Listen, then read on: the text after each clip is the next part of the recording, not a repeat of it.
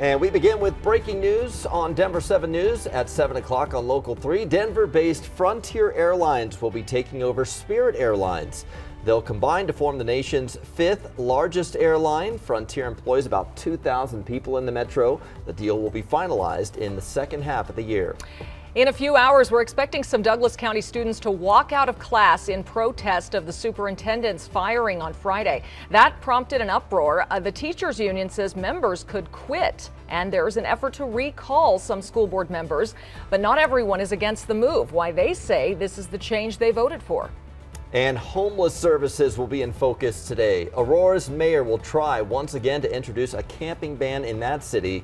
Why a similar law in Denver has been challenged for years. And we're going in depth this morning on that and looking at a solution for our youth specifically. Good morning to you. I'm Brian Sanders. And I'm Nicole Brady. We have meteorologist Lisa Hidalgo here with a nice change in the forecast this week. A little break from those freezing cold temperatures. Yeah, compared to last week, this is going to seem like subtropical. Very nice out there. 20s this morning. Cold start. You can see, though, how over the weekend we had a lot of melting there on the grass, probably in your neighborhood, too. Some of the side streets improving. We're going to see a lot of melting this week. We're right now at 26. It does feel like teens out there, so you'll want a jacket this morning. It's going to be a chilly start. Should be at right around 45 degrees, though, by noon, and then we're going to hit highs closer to 50 this afternoon. So we are well above normal, typically low to mid 40s this time of year.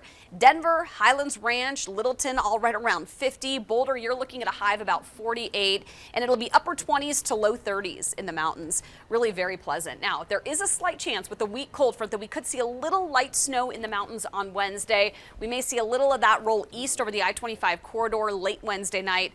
I'll take a closer look at your Super 7 Day and if it's going to get any cooler with that coming up. And we have had a few crashes here and there, but most of them all cleared up, moved out of the way. I'm not seeing any significant big problems on the highways right now. You see some slower traffic on I-20 or I-70 passing 225. Take a look from the Air Tracker 7 just a moment ago out there, and you see some of that slower traffic on that westbound side. It's all very typical stuff going down. You're losing basically a lane through there, and that's why you're slowing down a little bit. And you see the drive time right now is also pretty typical, about 15 to 20 minutes either side, east or westbound, and then through the lowered section you're seeing some of that typical slowing as well. But nothing else major going on. 270, the north side of town, really busy on I-76 into downtown, and a lot of traffic just to the 225 drive as well. So nothing major going on right now, which is good news. Tour from the airport. We've been talking a lot about Frontier and Spirit. No issues on Pena Boulevard or E470.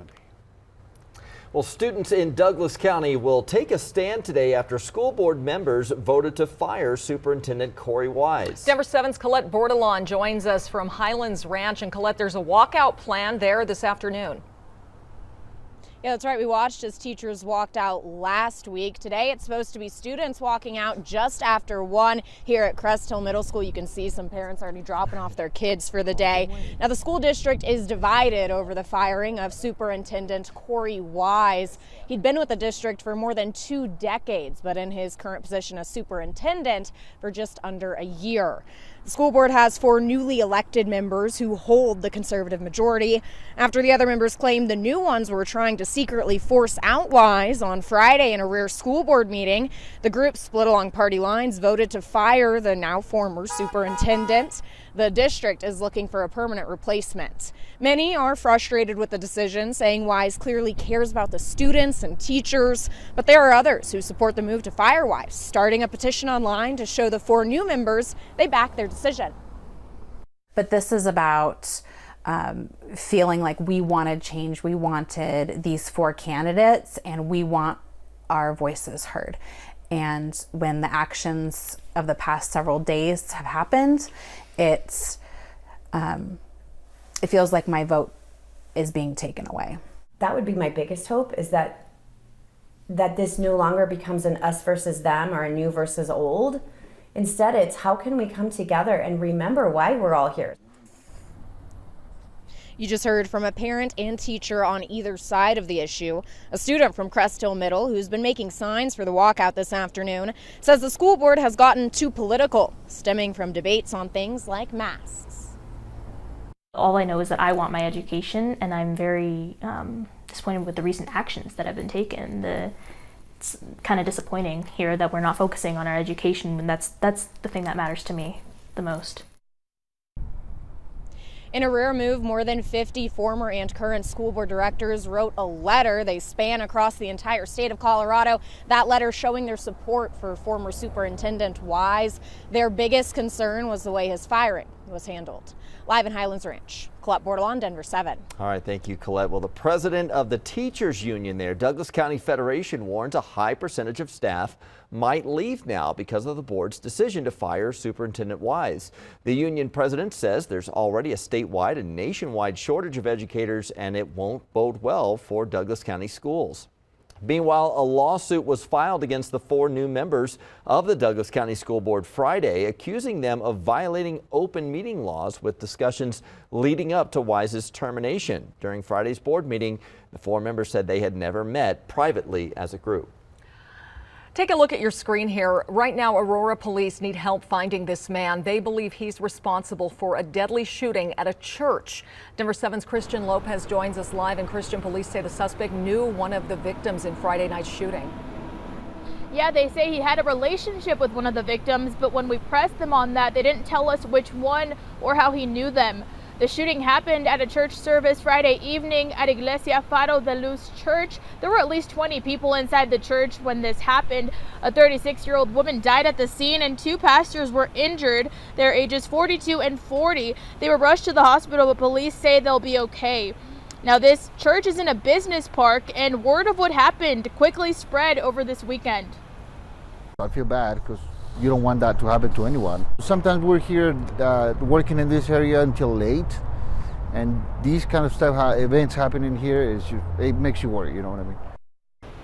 Police will be reviewing surveillance video and collecting forensic evidence from the scene, but the big priority right now is getting the suspect off the street. And you can share his photo through our Denver 7 Plus app. There is a $2,000 reward for the tip that helps lead to his arrest. Reporting in Denver this morning, I'm Christian Lopez, Denver 7. Thank you, Christian.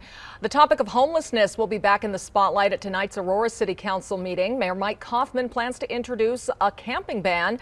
Denver 7's Veronica Acosta joins us live, and this is not the first time he's proposed one, Veronica. It's not. It's the second time Aurora Mayor Mike Kaufman is trying to introduce a ban like this one. The mayor first introduced a camping ban targeting the homeless. That happened last summer, but it failed after the city council ended in a 5-5 tie, and that didn't even happen once. It happened twice as well. Now, at the time, Kaufman said he would not give up fighting for people, quote, fed up by what he called all the trash and the filth from these encampments. Councilman Juan Marcano, who voted against the proposal, responded to the mayor's statement on Twitter in August, writing, quote, I'm also fed up with the trash and filth, but more so about the continued lie. A ban would do anything about that.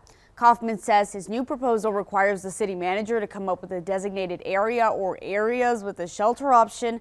It requires the city give a camp 72-hour notice before removing that area.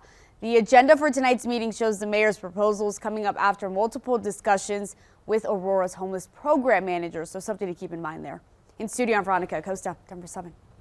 Thank you, Veronica. It was about a year ago. Mayor Mike Kaufman himself posed as a homeless person for about a week, staying in shelters and encampments. Kaufman said he wanted to learn firsthand about the challenges people face. He said he concluded living on the streets was a lifestyle choice, and he found drug use was common in the encampments. At least 3 Colorado cities have camping bans. Denver, Boulder, and Fort Collins all have faced court challenges. So as we take a look at Denver's timeline, it started about a decade ago. Denver's council passed a camping ban in 2012. And then in May of 2019, another measure asked voters to end the camping ban. That effort failed, but 7 months later, a judge ruled the ban was unconstitutional. And then 9 months after that, an appeals court upheld the ban. So fast forward to our last election, Ordinance 303 would have modified Denver's camping ban to require 4 designated camping sites and forced the city to take action on an unauthorized camp within 72 hours of getting a complaint. A judge threw out the 72-hour rule just before the election, and voters turned down the ordinance, but the overall camping ban remains in place. Students in Douglas County are planning to walk out this afternoon at 1:10 at Crest Hill Middle School. It's over the school board's decision to fire Superintendent Corey Wise. While some are protesting Wise's firing, others say this is the reason they voted for this school board. I think in the end I was sad, I was angry, I was shocked. And now I want it fixed. I want answers. I trust the 4 new members, and I knew they were going to bring change because we voted for change, and I support them and I trust their processes. On Sunday, the board announced Danelle Hyatt and Andy Abner will serve as deputy superintendents until a replacement has been found. The deputy superintendents sent a joint letter asking the Douglas County community to work together. Their letter said in part, "We recognize there are varying degrees of emotions and perspectives circulating in our school district at this time. However, we believe we can agree that our students are our #1 shared purpose and priority." Starting today, students and staff in the Cherry Creek School District are only strongly encouraged to wear masks in the buildings. The district made the decision to drop the requirement after Tri-County Health decided not to renew its mask mandate. Masks are still required on school buses, though. It's Money Saving Monday. Today's deal helps you plan for a fun, free trip to our national parks. And scammers posing as law enforcement, the warning from one woman who almost fell victim.